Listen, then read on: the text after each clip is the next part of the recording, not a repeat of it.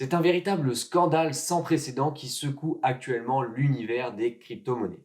En effet, ces derniers jours, nous assistons à la faillite d'un colosse, certes, mais d'un colosse qui s'avérait être finalement un colosse aux pieds d'argile. Mais alors, de qui parle-t-on vraiment? Si je vous dis top, c'est parti. Il y a une semaine encore, j'étais la deuxième plus grosse plateforme de crypto-monnaie juste derrière Binance. Je pesais près de 32 milliards de dollars. Aujourd'hui, je suis déclaré en faillite et je ne pèse plus grand-chose et j'entraîne malheureusement tout l'univers des crypto-monnaies avec moi. Je suis Thomas. Oui, FTX, créé par SBF. oui.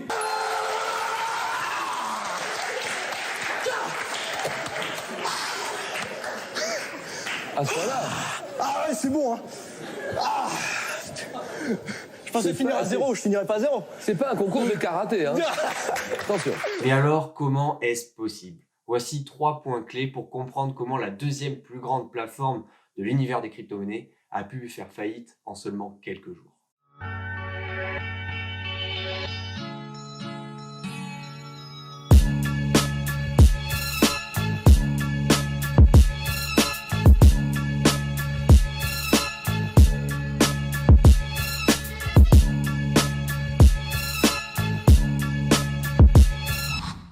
Alors premièrement, qu'est-ce que FTX? FTX est une plateforme d'échange ou d'achat de cryptoactifs et d'actions.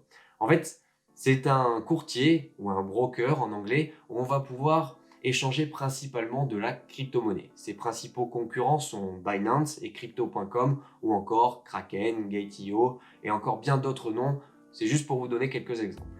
Fondé en mai 2019, son siège est situé aux Bahamas. Son créateur, Sam Bankman-Fried, j'espère que je le prononce bien, mais en tout cas on le surnomme SBF, et c'est comme ça qu'on le surnommera dans toute la vidéo, est un entrepreneur de 30 ans présenté comme un ingénieux mathématicien. FTX bénéficiait de nombreux soutiens de la part de célébrités américaines, avec notamment l'ancien couple star Tom Brady et Gisele Bündchen, et on pouvait aussi l'entrevoir au travers du domaine de la NBA, notamment avec le Miami Heat qui avait tout simplement renommé son stade FTX Arena. FTX a donc réussi à étendre sa toile de manière spectaculaire et ce en seulement 3 ans pour gagner en légitimité et en croissance.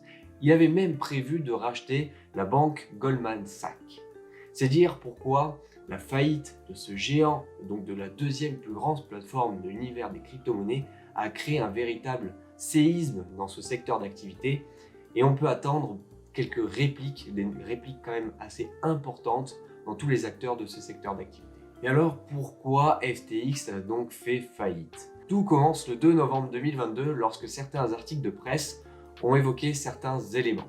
En effet, un fonds d'investissement nommé Alameda Research, une filiale de FTX, a fait quelques transferts douteux via l'achat de crypto-monnaies sur la plateforme FTX. En fait, le site Coindesk, sur la base d'une analyse interne, s'est étonné que Alameda Research possédait des actifs essentiellement en FTT. FTT qui est le token, donc la crypto-monnaie de la plateforme FTX. On avait donc là un conflit d'intérêts et qui pouvait prêter à grande confusion et donc provoquer un grand danger, puisque souvenez-vous, je vous le dis dans chaque vidéo, pour un investisseur, il faut savoir se diversifier. Alors comment est-ce possible qu'une filiale de FTX, nommée Alameda Research, possède dans la plupart de ses actifs une crypto-monnaie générée elle-même par FTX? Là, on a donc un conflit d'intérêts et un énorme risque généré, puisque si la plupart des actifs est constitué en FTT, donc une seule crypto-monnaie, si la crypto-monnaie en question fait faillite, la société Alameda Research deviendra insolvable et devra faire faillite également. 4 jours plus tard, Binance, un concurrent direct de la plateforme FTX, décide, sur base de ces révélations, de vendre l'ensemble de ses jetons FTT. Ceci est confirmé par le fondateur de Binance lui-même, Changpeng Zhao, alias CZ, qui confirme vendre 20 millions de tokens FTT pour pas moins de 530 milliards de dollars.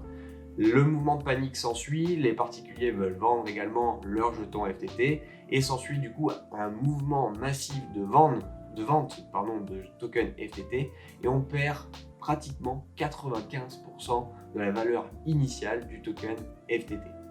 Très rapidement, la société ou du coup la plateforme FTX est obligée de geler les mouvements faute de financement pour vraiment exécuter l'ensemble des ventes du token. Dans un premier temps, Binance a affirmé vouloir porter secours à la plateforme FTX, mais 4 jours plus tard, après un audit interne, du coup le 9 novembre 2022, a finalement renoncé à ce rachat. Ça fait plutôt, je suis venu, j'ai vu, ça m'a pas trop plu, et du coup ça t'a porté le coup de grâce, ça t'a vaincu. J'ai venu, j'ai vu, j'ai vaincu. Veni Vidi Vici. Vous gravez les formules d'usage et vous signez Caesar. Caesar? Non, pas Caesar, CZ, le fondateur de Binance. Ce revirement de situation de la part de Binance n'a forcément pas arrangé les affaires de FTX, et donc FTX a dû se déclarer en faillite le 11 novembre 2022, et SBF, son fondateur, a démissionné, et c'est John J. Ray III qui a pris la suite, spécialiste des liquidations. Cette annonce s'est accompagnée d'une attaque massive sur la plateforme FTX, puisqu'on a pu observer un vol de 477 millions de dollars qui s'est donc évaporé dans la nature. Mais alors, quelles seront les conséquences de la disparition de la plateforme FTX? Dans l'univers des crypto-monnaies, les investisseurs estiment que cette faillite peut être équivalente à celle de la banque Lehman Brothers qui avait fait faillite et provoqué la crise financière de 2008. Cette comparaison semblait pertinente pour le créateur de Binance. C'est encore un petit coup de massue lancé sur l'ensemble de ses concurrents. Il paraît maintenant malheureusement peu probable que FTX rembourse l'ensemble de ses créanciers et beaucoup d'utilisateurs et d'investisseurs lambda vont perdre beaucoup d'argent. On va avoir une image de plus en plus négative de la part des investisseurs mais aussi des régulateurs et on voit que ça provoque vraiment un séisme dans l'univers des crypto-monnaies puisque plusieurs mouvements vendeurs se sont révélés et se sont confirmés et on a vraiment une descente un petit peu aux enfers de beaucoup de crypto-monnaies. On a d'ailleurs atteint des seuils au niveau du Bitcoin, au niveau d'Ethereum qui n'avaient plus été observés depuis très longtemps. Je vous le disais précédemment, après cette faillite spectaculaire, l'univers des crypto-monnaies s'attend à une régulation vraiment importante et on a donc sur la plateforme FTX observé déjà la Securities Exchange Commission, qui est un petit peu la police américaine, et également le département de la justice de New York qui a ouvert des enquêtes sur la plateforme FTX. On a également les autorités bahaméennes qui ont eux procédé aussi à une ouverture d'enquête et ont même arrêté le fondateur de FTX, SBF, qui tentait de s'échapper vers Dubaï. Bref, ce feuilleton ne fait que commencer et je pense qu'on aura beaucoup d'autres informations qui viendront par la suite. Je n'hésiterai pas à les mettre d'ailleurs en commentaire, en message épinglé sous la vidéo, donc restez à l'affût, aimez, commentez et vous serez du coup alerté des prochaines notifications sur le sujet. Nous arrivons maintenant à la fin de cette vidéo et que pouvons-nous conclure? Eh bien, la principale crainte, ça va être l'effet domino que peut engendrer une telle faillite. Si la deuxième plus grosse plateforme des crypto-monnaies peut faire faillite en seulement une semaine, que vont devenir les autres plateformes de crypto-monnaies? On a d'ailleurs eu plusieurs déjà effets dominos puisqu'on a eu un échange très suspect entre la plateforme crypto.com et la plateforme Gate.io de plusieurs milliers d'ETH, constituant ainsi plus de 80% de la réserve en ETH de la seconde plateforme.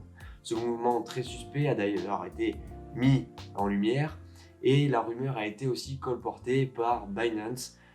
Tant qu'à faire, si son fondateur pouvait éliminer 2 ou 3 autres concurrents, pourquoi ne pas s'en priver? Bref, cette erreur, puisque ça a été qualifié d'erreur, ce transfert a été retourné à la plateforme initiale et tout a été remis dans l'ordre soi-disant. Entre guillemets, du coup, si la deuxième plus grosse plateforme peut faire faillite en quelques jours, des plateformes qui ont les reins beaucoup moins solides pourraient également faire faillite si un mouvement de panique, et c'est souvent le cas malheureusement, des investisseurs viennent à vendre massivement plusieurs crypto-monnaies, eh bien on pourrait avoir une insolvabilité de plusieurs plateformes qui n'auraient pas les fonds suffisants. On observe d'ailleurs depuis plusieurs jours plusieurs emails qui sont arrivés dans notre boîte mail de plusieurs plateformes comme par exemple Binance, Kraken ou encore KuCoin qui nous ont fourni les preuves de leurs fonds, entre guillemets, de leurs fonds et de leur stabilité financière. On essaye un petit peu de rassurer ce mouvement de panique, mais est-ce que ça va seulement durer? Il ne faudrait pas qu'une autre affaire vienne vraiment éclabousser l'univers des crypto-monnaies qui est déjà bien fragilisé et donc on reste forcément à l'affût en tant qu'investisseur. Diluez votre risque, allez sur plusieurs plateformes. Il y a beaucoup d'investisseurs d'ailleurs qui quittent ces plateformes pour aller sur des options type Cold Wallet avec les clés notamment Ledger. Si ça vous intéresse, je pourrais faire une vidéo vraiment spécifique sur les clés Ledger et vous expliquer son fonctionnement entre les Hot Wallets et Cold Wallet. Donc n'hésitez pas à nous le dire en commentaire. Pourquoi pas également, si on a beaucoup d'abonnés ces prochains jours entre YouTube et Instagram, on pourra faire un petit concours pour faire gagner des clés Ledger. Donc n'hésitez pas à nous dire. Dernière petite information, le fondateur également de Waltio qui vous permet de faire l'étude de votre déclaration d'impôt au niveau des actifs numériques, vous conseillez à l'époque, maintenant ça va être beaucoup plus compliqué, voire trop tard, de vous rendre sur votre plateforme FTX, mais vous pouvez le faire sur les autres plateformes et de télécharger vos livrets de compte afin d'avoir vraiment toutes les données nécessaires en cas de contrôle des impôts. Voilà, j'espère que cette vidéo vous a plu sur un sujet assez grave. On a essayé de mettre un petit peu d'humour pour rendre un peu de gaieté à cette vidéo. C'était Mathias, je vous dis à très bientôt pour une prochaine vidéo. Ciao, ciao.